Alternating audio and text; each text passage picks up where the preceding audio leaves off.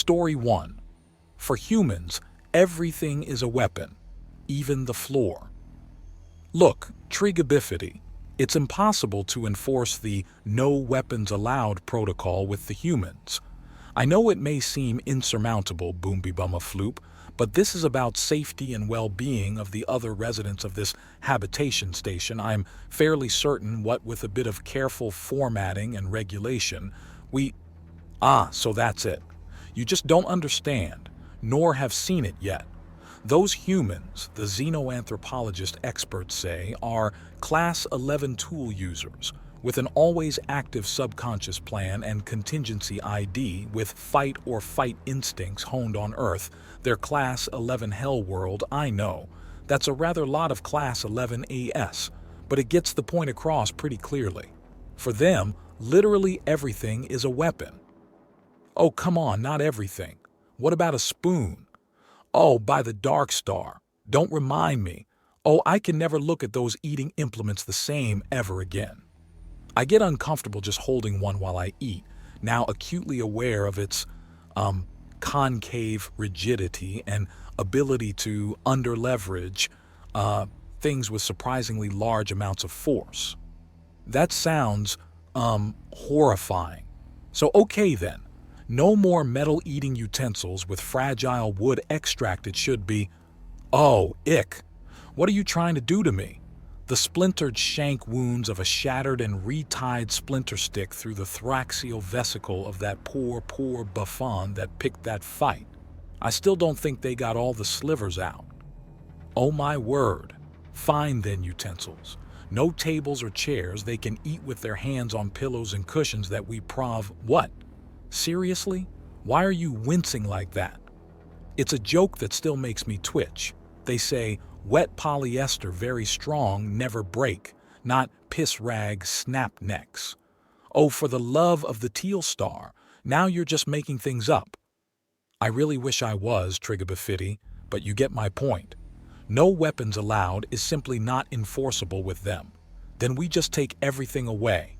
They can live in an empty, smooth hab space where they cannot possibly have any weapon. They would still have the floor. The floor? Okay, now how could they possibly use the floor as a weapon? Ooh, we actually have a recording on an incident from the other day. Hold on. The video was from a barren cargo bay transfer tube, where a human was backed into a flush corner by a large, brutish boobity warrior, who apparently took offense with the giggling, drunk human for some reason.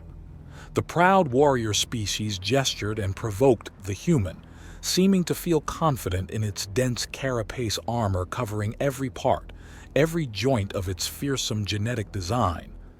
He also thought he caught the human in a place where he would have no weapons available. He was wrong. As the boobity warrior rushed in and grappled the human, they struggled for a bit, gripped arm in arms, and after the boobity smashed his third limb down and broke the human's nose, the human got a serious, sober look for a moment, and they both stumbled and fell over to the ground. Hard. The human got up and wiped the blood from his nose and walked away. The boobity warrior was dead.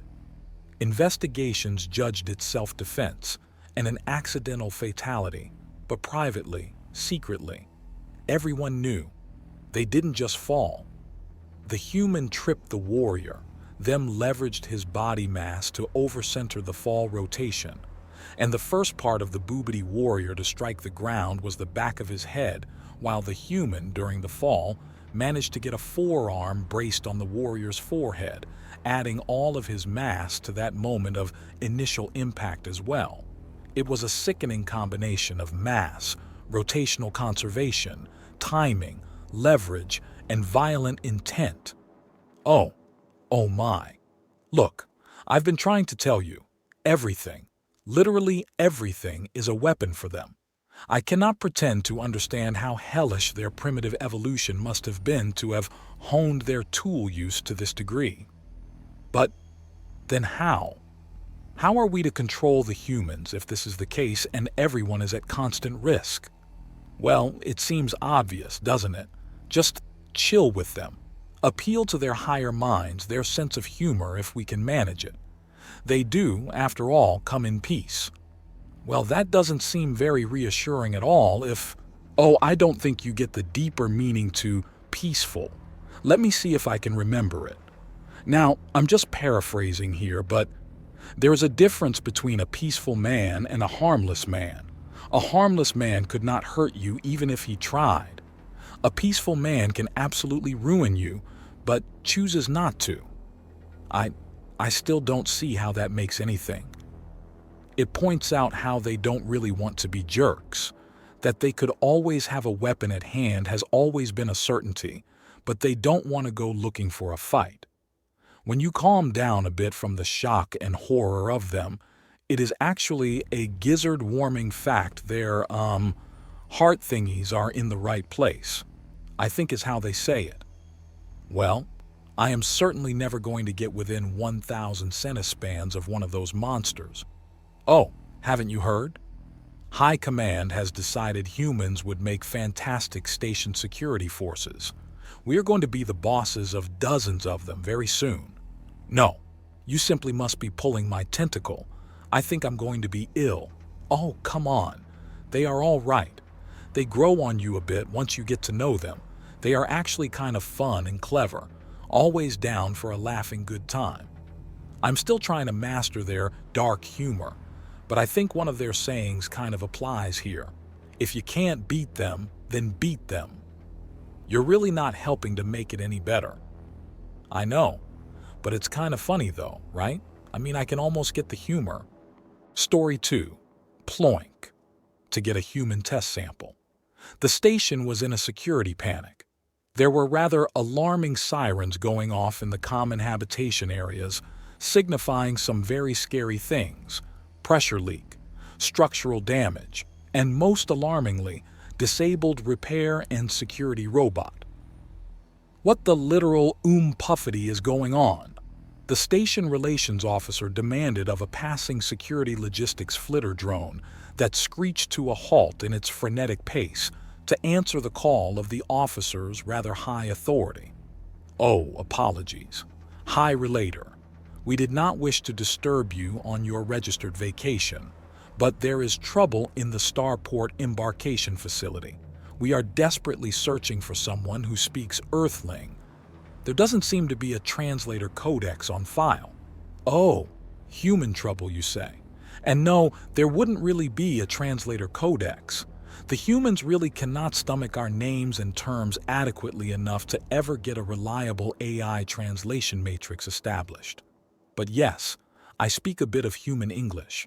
Can I hear a sample of its speech to see if we are a good enough match? Certainly. The recording was distorted by a loud hiss of a substantial pressure leak and the screeching sound of a robot arm being ripped off and slammed violently into something. Again and again. The gruff voice of a bitter human growled, "I said let me out!" And the next one of your robots comes at me with another probe. I'm going to get seriously angry. Oh my, well, yes, that is certainly good enough. I can talk with him. Let's hurry. The drone rushed along behind the officer's shoulder, apparently not willing to get there first. Any idea what ticked him off so much? It was a mere custom sample extraction. He apparently got upset how we sampled small scoops from his property, his luggage clothes, his smartphone. But he got very upset when we tried to get a sample from him. Oh, those stupid, poor customs agent higgity schlompers. Humans aren't built like us. Their technology isn't like ours. They probably ruined all of his clothes and property.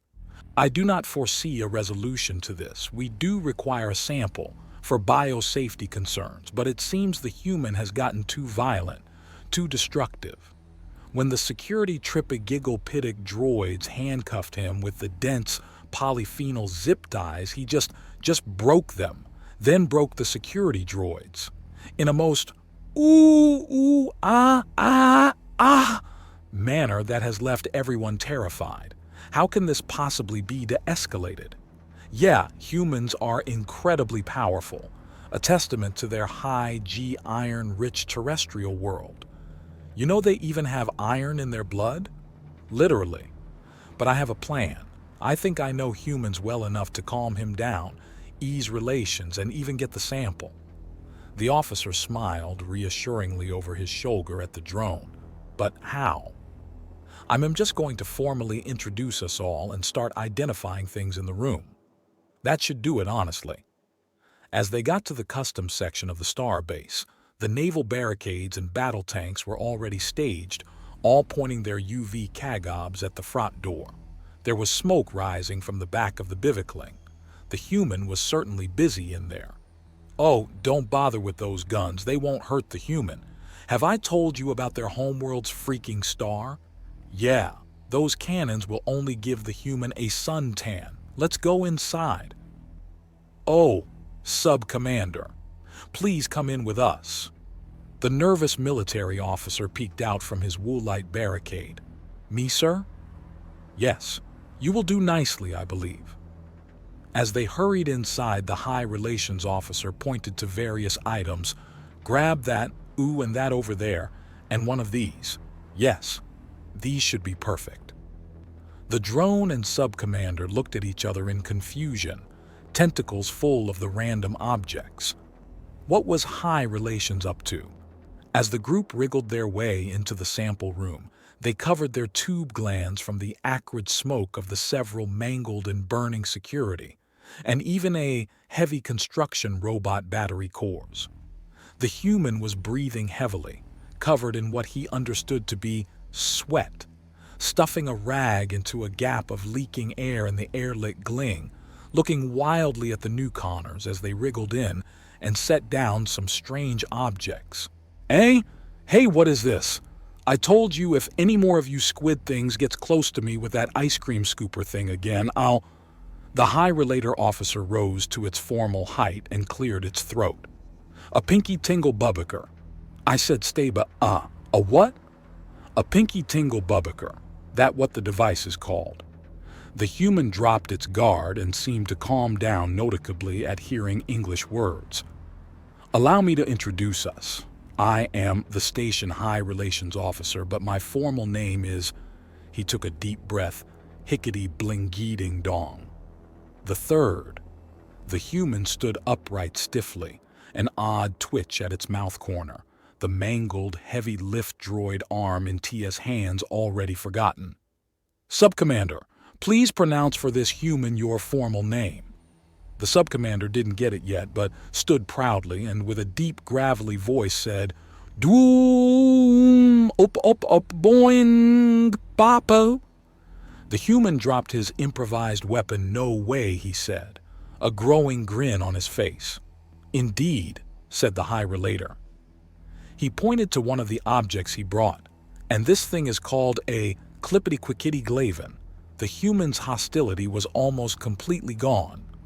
"And that thing there?" "A ting-tang walla-walla-bing-bang," the human snorted. "I might have heard of one of those. And that?" "A bio-boogie lobbly-boobert, but we just call it a blort." The human actually crossed his arms and grinned. "I might actually enjoy living here for a bit. We do apologize for the pinky tingle bubbaker misunderstanding. We do not need to scoop a sample out of you. We only require a DNA sample of a living cell of yours. It's for adding you to our habitation biosphere factors. I hope you understand." The human pursed his lips, nodding to himself a bit. "A living cell, you say? Just one?" he asked as he started wriggling his nose. "Indeed, only one viable living cell. I think I got you there," he said as he pinched his fingers up against one of the holes in his nose and with a quick ploink, yanked out 3 nose hairs, little white cell follicles still on the end. "There you go. Have 3 inches." As the cleanup droids began cleanup, the human and High Relator went to a separate room to sit comfortably. "Oh, friend human, I never actually got your name. What brought you to our station?" "Oh, it's Mark. Nice to meet you. I'm part of some translation matrix cogit. Hey, what's so funny?" "Oh, I'm sorry, but seriously, Mark? As in, Mark K. "Yeah, I guess so. Oh, I do apologize. This is just so childish of me, but that is the sound our toilets make when we flush.